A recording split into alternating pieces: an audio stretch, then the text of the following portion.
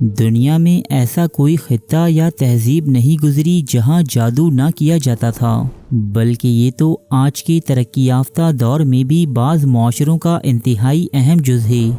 جادو کوئی توہم پرستی نہیں، بلکہ یہ باقاعدہ ایک علم ہے جو کسی انسان یا جن کو غیر فطری طور پر قدرت کے واقعات میں تصرف کے قابل بناتا ہے۔ قدیم مصری تہذیب ہو یا وادی دجلہ و فرات کی گمشدہ تہذیبیں، ان سب کی تاریخ میں بڑے بڑے جادوگروں کے قصے اور نام درج ہیں، لیکن آج جن 5 جادوگروں کے بارے میں ہم آپ کو معلومات فراہم کرنے والے ہیں، ان کا جادو یا علم سیاہ اس قدر شدید تھا کہ پروردگار نے ان کے نام آسمانی کتابوں یعنی قرآن مجید اور انجیل مقدس میں بھی بیان فرمائے ہیں۔ سامری حضرت موسیٰ علیہ السلام کے عہد سے تعلق رکھنے والا سامری وہ جادوگر تھا کہ جس کا نام قرآن مجید میں 3 مرتبہ بیان ہوا ہے۔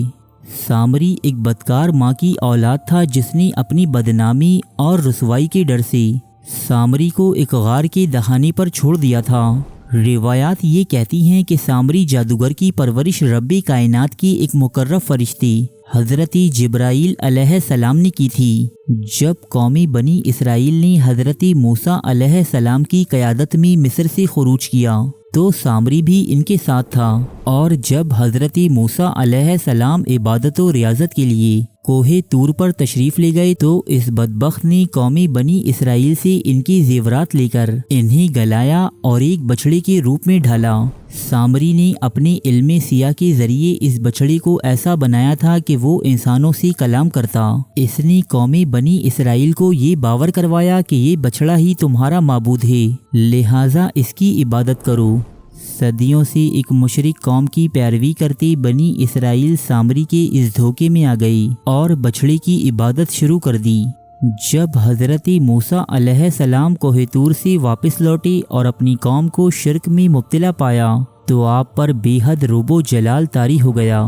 خدا کی نافرمانی اور ایک پیغمبر کی موجودگی میں شرک جیسی گناہ میں مبتلا ہونے پر قوم بنی اسرائیل کے 70,000 افراد کو موت کی سزا ملی۔ بنی اسرائیل کی ان تمام ہلاکتوں کا باعث صرف اور صرف ایک شخص تھا، یعنی سامری۔ اسی لیے قرآن مجید میں اس کا ذکر تفصیل کے ساتھ بیان ہوتا ہے۔ سامری جادوگر پر ہم پہلے بھی ایک ویڈیو بنا چکے ہیں، مزید تفصیلات کے لیے آپ یہ ویڈیو بھی ملاحظہ کر سکتے ہیں۔ جینز اینڈ جیمبریز، ساحران فرعون یا فرعون کے جادوگروں کا قصہ قرآن پاک کی سورہ شعراء میں تفصیل کے ساتھ بیان ہوا ہے، تاہم بائبل میں ان جادوگروں کی جماعت کے سردار 2 بھائیوں کے نام بھی بیان ہوئے ہیں کہ جنہوں نے دربار فرعون میں حضرت موسیٰ علیہ السلام کی عصا کا سامنا کیا تھا۔ دوستو، ان میں سے ایک کا نام تھا جینز اور دوسری کا جیمبریز۔ قرآن مجید کے مطابق فرعون نے حضرت موسیٰ علیہ السلام سے مقابلے کی غرض سے اپنے زیر حکومت علاقوں سے انتہائی ماہر اور خطرناک جادوگر جمع کیے تھے۔ اس دور کا مصر جادو اور سحر کا مرکز تھا۔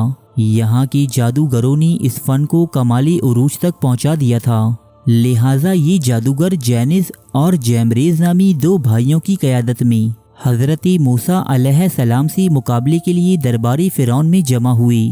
غرور و تکبر میں مبتلا جادوگروں کی یہ جماعت فرعون سے بھاری بھرکم اجرت پہلے ہی طے کر چکی تھی، لیکن جب ان جادوگروں نے حضرت موسیٰ علیہ السلام کے معجزے کو دیکھا تو وہ فوراً سمجھ گئے کہ یہ کوئی جادو نہیں بلکہ اللہ رب العزت کا عطا کردہ ایک معجزہ ہے۔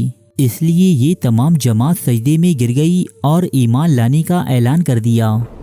فرعون نے سزا کے طور پر ان کے ہاتھ مخالف سمتوں سے کٹوائے اور درختوں پر سولی چڑھا دیا۔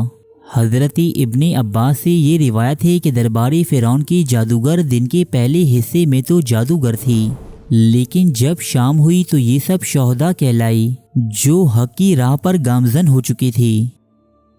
ہاروت و ماروت، قرآن مجید کے مطابق ہاروت اور ماروت 2 فرشتے تھے جو انسانوں کی صورت میں شہر بابل میں رہا کرتے تھے۔ لوگ ان سے جادو کی تعلیم لینے ہاروت و ماروت کے پاس جاتے تو یہ انہیں ایسا کرنے سے منع کرتے اور کہتے کہ یہ کفر ہے۔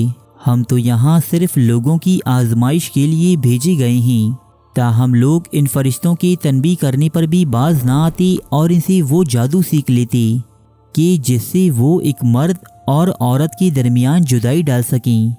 بعض مفسرین کے مطابق حضرت ادریس علیہ السلام کے دور میں 2 فرشتوں جن کے نام ہاروت و ماروت تھے انہیں بطور آزمائش انسانوں کے درمیان رہنے کے لیے زمین پر بھیجا گیا تھا، لیکن یہاں آ کر یہ دونوں بابل میں رہنے والی ایک انتہائی حسین و جمیل عورت کے عشق میں مبتلا ہوئی اور اس کی ایما پر شراب نوشی، زنا اور قتل جیسی گناہ کر بیٹھی۔ ہاروت و ماروت نے بے دخت یا زہرا نامی اس عورت کو اسم اعظم بھی سکھا دیا تھا، جس کی وجہ سے یہ عورت آسمان پر جانے اور واپس آنے کی قابل ہو گئی تھی۔ ان تمام گناہوں کی پاداش میں ہاروت و ماروت نامی ان فرشتوں کو بابل کے کسی کنویں میں ایک نامعلوم وقت تک کے لیے قید کر دیا گیا۔ دوستو، ان روایات کے صحیح ہونے یا نہ ہونے پر علماء میں اختلاف پایا جاتا ہے۔ اگر آپ اس موضوع پر تفصیلاتی معلومات چاہتے ہیں تو ہماری ویڈیو ہاروت و ماروت ملاحظہ کیجیے، جس میں ہم نے کتابوں کے حوالوں کے ساتھ ہاروت و ماروت کی تاریخ پر روشنی ڈالی ہے۔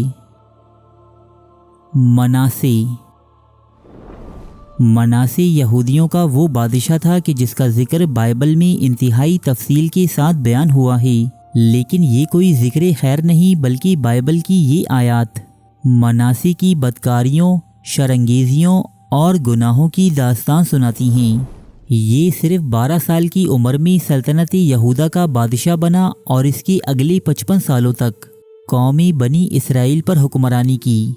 مناسے نامی اس بادشاہ نے قوم بنی اسرائیل کو ایک خدائے وحدہ کے بجائے دوبارہ بت پرستی، شرک اور کفر کی جانب راغب کیا۔ مناسے نے بال اور عشیرہ نامی بتوں کی عبادت خانے اثر نو تعمیر کروائی اور ہیکل سلیمانی میں بت نصب کر دیے۔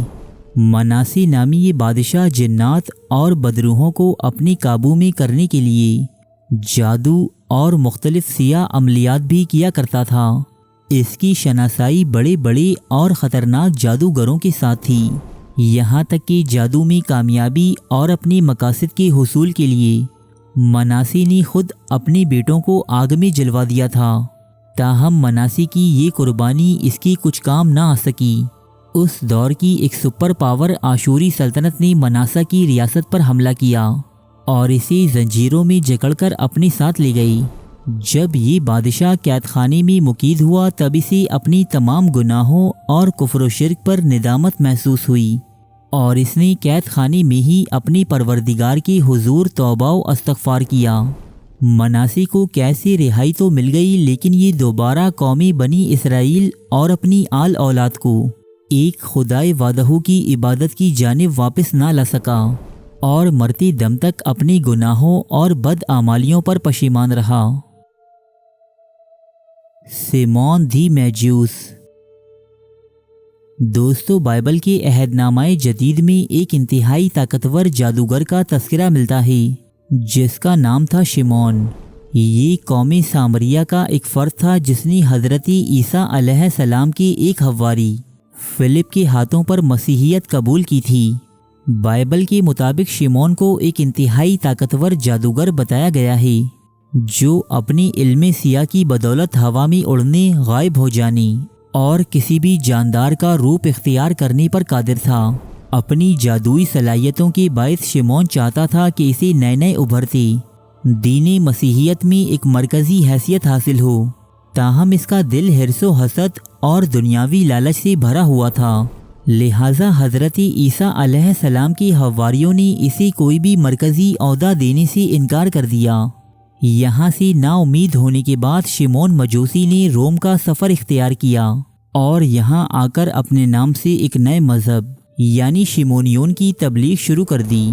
لوگ اس کے جادوئی کرتب دیکھ کر اس سے مرعوب ہو جاتے اور اس پر ایمان لے آتے۔ یہ صورتحال دیکھتے ہوئے حضرت عیسیٰ علیہ السلام کے ایک حواری پطرس نے شمعون مجوسی سے مقابلے کا فیصلہ کیا۔ مقابلے کے روز شمعون مجوسی نے خود کو خدا ثابت کرنے کے لیے ہوا میں اڑنا شروع کر دیا اور پطرس سے کہا کہ اگر وہ سچا ہے تو اس کی مانند ہوا میں اڑ کر دکھائے۔ پطرس نے خدائے وحدہ لا شریک کے حضور دعا کی۔ اس دعا کی برکت سے شمعون ہوا میں اڑتا ہوا اچانک زمین پر آ گرا۔ اس کی ٹانگوں کی ہڈیاں 3 جگہوں سے ٹوٹ گئیں اور یہ درد سے کرہانے لگا۔ یہاں موجود عوام نے جب خدائی کے دعوے دار شمعون کی یہ حالت دیکھی تو اس پر ڈنڈوں اور پتھروں کی بارش کر دی اور یہیں اس جھوٹے جادوگر کی موت واقع ہو گئی۔